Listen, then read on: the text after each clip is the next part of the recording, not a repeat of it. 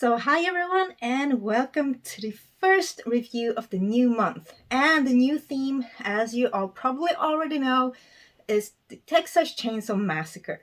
So, I will be reviewing all Texas Chainsaw Massacre movies, including the new one. Even though I don't have it in my collection, but I'm adding it. Yes. So, today I will be reviewing the first one. So, the Texas Chainsaw Massacre. It's from 1974. It's from the US. It's directed by Tobe Hooper, written by Tobe Hooper and Kim Henkel. It's starring Marilyn Burns, Edwin Neal, Alan Danziger, Paul A. Parsons, William Vale, Terry McMinn, and Gunnar Hansen.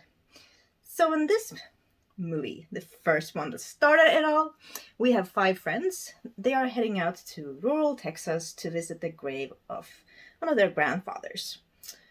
On the way, they kind of stumble upon a house or location that appears to be deserted, but instead they meet this character called Leatherface, and he's swinging his chainsaw. So yeah, I mean, I think we are all kind of familiar with the story, but I remember watching this as a kid when I was 12 years old. And I really fell in love with the movie. I just watched it over and over and over. And my friends, they thought I was insane because I was like, please, I need to show you this scene from this movie. There's this character getting hanged up on a hook, and I played it to them, and they were like, you weird, Sarah.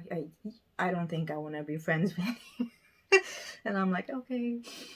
But, at least I was watching Texas Chainsaw Massacre, so I was happy anyway. But what I like most about this one is, because the first half of the movie, it kind of plays out during the day. Even some of the death scenes. Like most of the death scenes, they play out during the day. And I think that is a really cool contrast. Because usually, we think scary movies at that time equals night. But in this time, it's Texas, the sun was shining, really had all this yellow kind of lighting, kind of, daylight. It looks just really good. And as I said, with the contrast, we have Leatherface swinging his chainsaw in the middle of the day, killing people. Yeah, so the cinematography really works. And I also like when they move on to the night scenes, so to speak.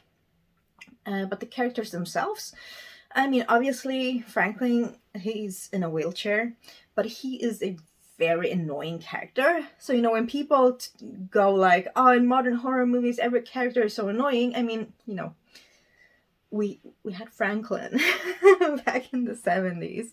So, yeah. But I mean, I do also feel for him, obviously. But yeah, he is kind of annoying.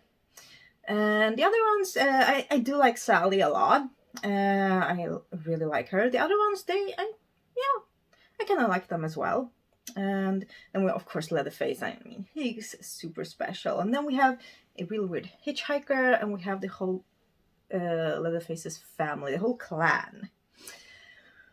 But there are some interesting facts that there's an I don't know what's called in English, but the animal they are filming at the very beginning of the movie, it wasn't supposed to be that animal. It was supposed to be a whole different animal. I think they were trying to get a dog or a horse even. Yeah, I saw a documentary. But they found this one, and then someone took, I don't know if it was a cinematographer, but someone took the animal home, stuffed it, and then they used it. So yeah. But it kind of really works. You have the foreboding with the first one of the first shots with the roadkill. The foreboding of something being killed and dead in the Texas heat. Yeah, and then we also have when they are going around Leatherface's house. We have all these decorations and all these bones from dead animals. They have been put together to make like weird things. I don't know if I would call them toys, but weird things. And so the decor and scenery is really amazingly done. And then, of course, we have my favorite scene. A character gets hung up on a hook in the character's back. And it's so well made, even though we don't see any blood spurting, we don't see the hook go in.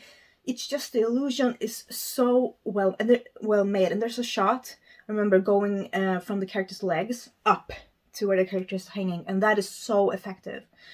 And I also like the other kills.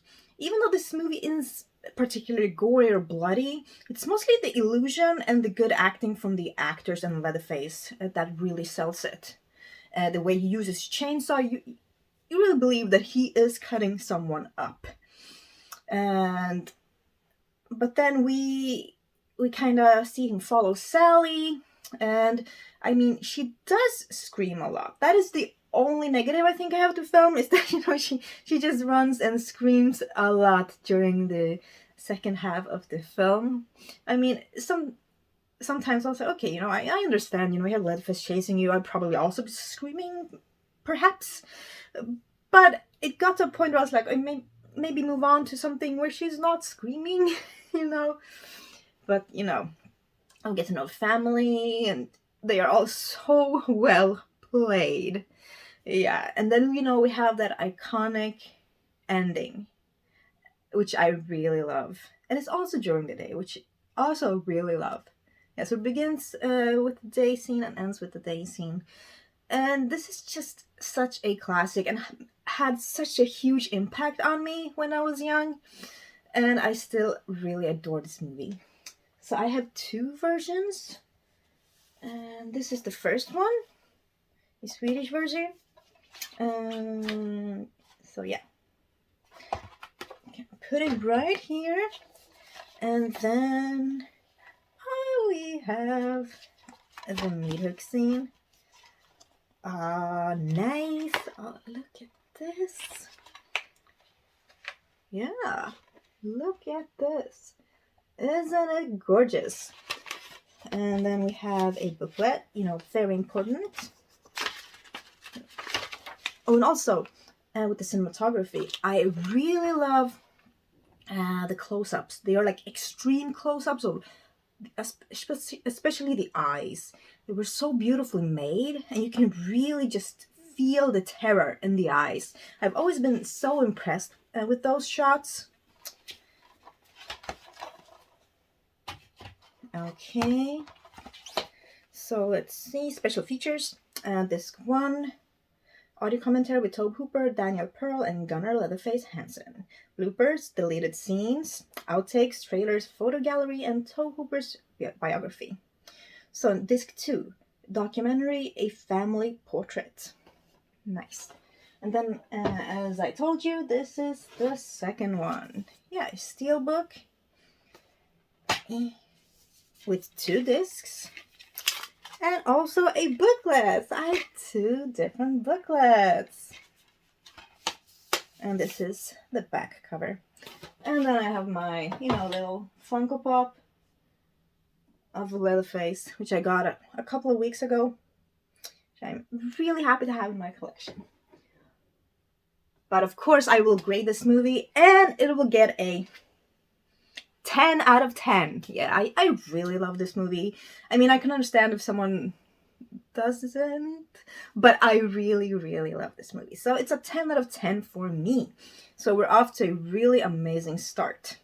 So, I mean, a lot of you have probably seen this movie, and please let me know your thoughts about this one in the comments below. I really need to know your opinions.